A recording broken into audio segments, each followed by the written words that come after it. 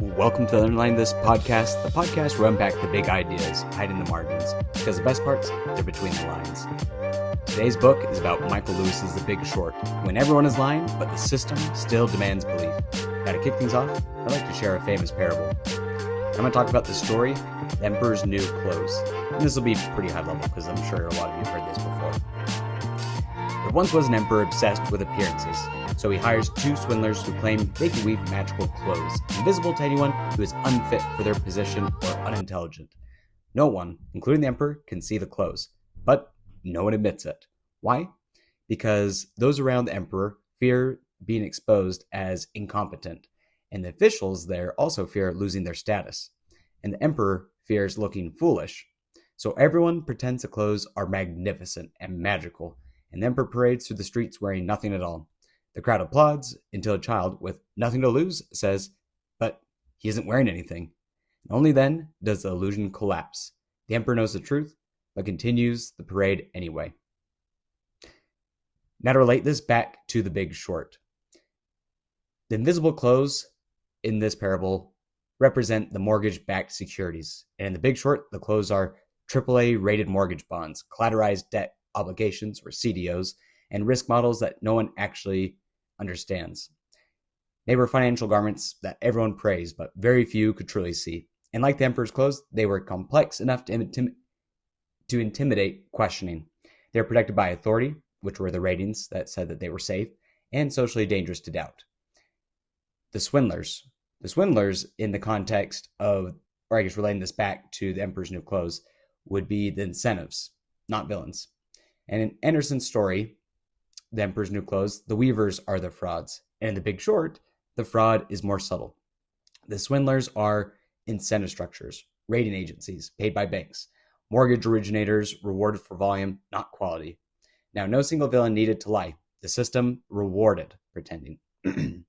Next, we got the court, which equals Wall Street, regulators, and experts. Everyone in the Emperor's court suspects the truth. Same in The Big Short. Bankers knew loans were deteriorating.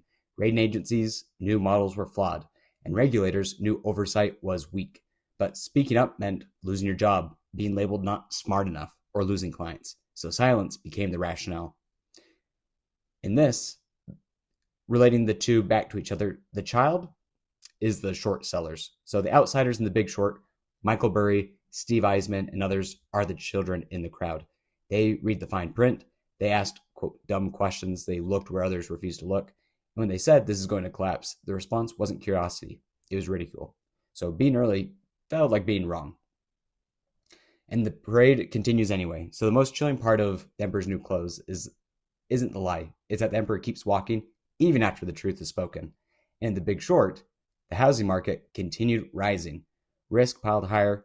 Warnings were ignored. And even when cracks appeared, the system marched forward because stopping would require admitting collective failure.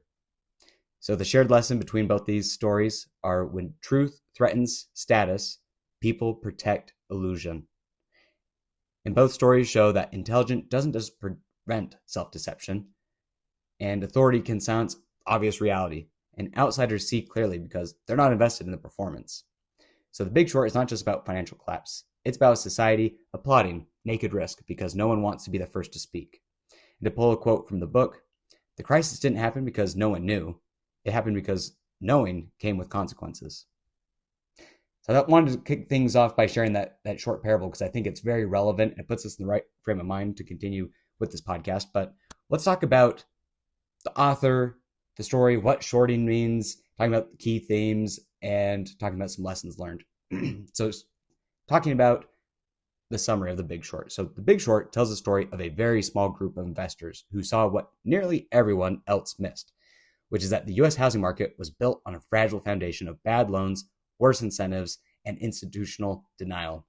And rather than framing the 2008 financial crisis as an abstract economic failure, Michael Lewis personalizes it. He follows outsiders like hedge fund managers, analysts, and skeptics who dug into the fine print of mortgage-backed securities and realized that the system was mathematically guaranteed to collapse.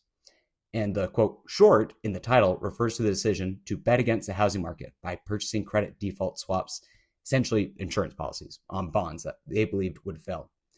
As housing prices continued to rise, these investors were mocked, pressured, and nearly ruined by being early. When the collapse finally came, they made fortunes, but at the cost of watching millions lose homes, jobs, and savings. So this book isn't a victory lap, it's a moral reckoning. Lewis makes clear that being right didn't feel like winning. It felt like standing in front of a slow motion disaster no one wanted to stop. So that's a summary of The Big Short. Now let's talk about what it means to short the market. Now, to short the market means to make money if something fails instead of succeeds. So most people invest by betting things will go up. And shorting is betting when they will go down. So in The Big Short, the characters weren't betting against stocks. They were betting that home loans would stop getting paid. So how does this work? And I'll get right to the point, so no jargon. Think of it like this. Imagine your neighbor lends money to hundreds of people who clearly can't afford to pay it back. Everyone else says housing prices only go up. The investors of The Big Short say if those people stop paying, the whole thing collapses.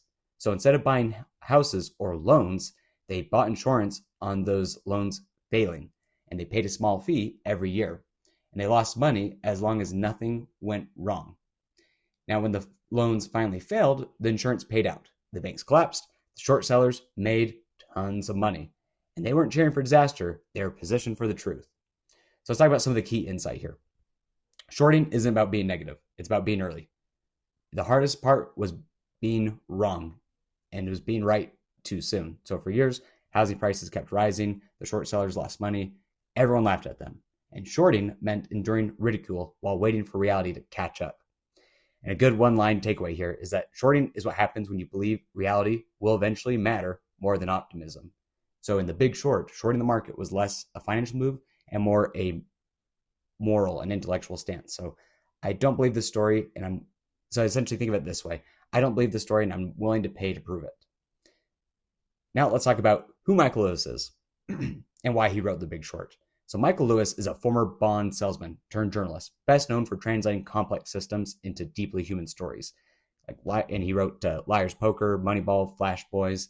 And Lewis had worked inside Wall Street early in his career, giving him fluency in financial language and intimate knowledge of incentive structures. And he also provided him with some deep skepticism of expert consensus. So he wrote The Big Short not just to explain the financial crisis, but to document how intelligence, incentives, and morality can drift apart inside powerful systems.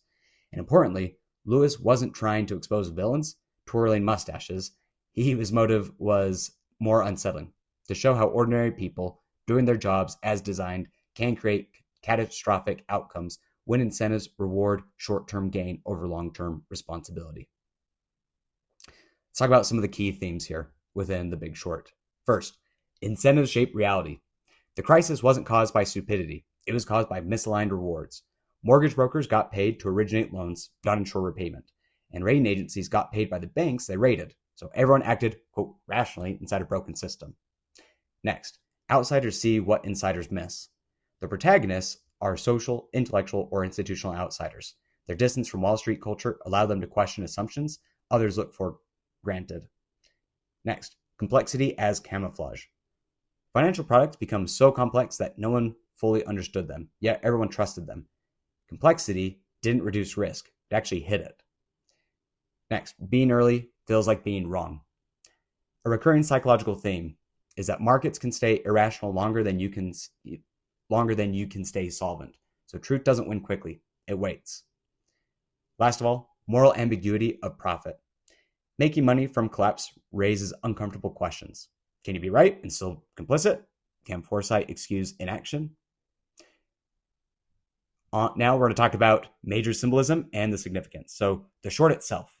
The short itself symbolizes intellectual courage, standing against consensus despite ridicule. It's less about finance and more about epistemic independence. Another symbol is housing as the American dream. So homes represent stability, identity, and middle-class aspiration. Their collapse symbolizes a betrayal of trust between institutions and citizens. Next, rating agencies, or the AAA labels. These function as symbolic seals of false authority, confidence without substance. Last of all, noise versus signal. The book repeatedly contrasts surface-level optimism with buried data, symbolizing how truth often exists quietly beneath collective delusion. Now I'm going to talk about the film versus the book, because I really like the film. That's why I started reading this. So the film came out in 2015, and here's what the film does better. It makes abstract finance accessible through humor, celebrity cameos, and direct-to-camera explanations.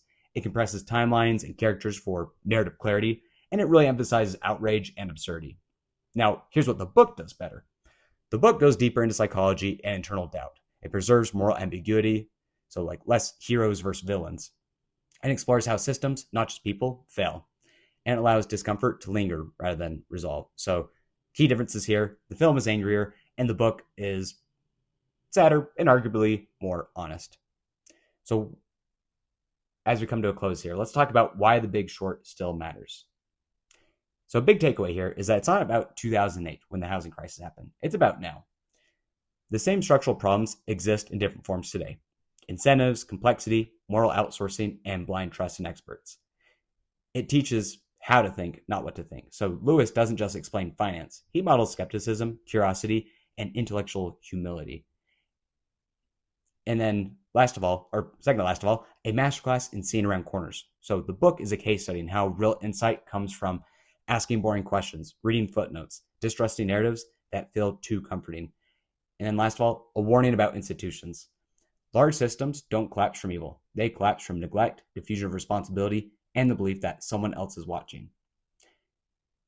Now to leave you, I'm going to give you a quote from the book, which is that the greatest risks aren't hidden, they're ignored, because acknowledging them would require change. So The Big Short isn't a finance book. It's a book about how humans behave when systems reward blindness and what it costs to see clearly.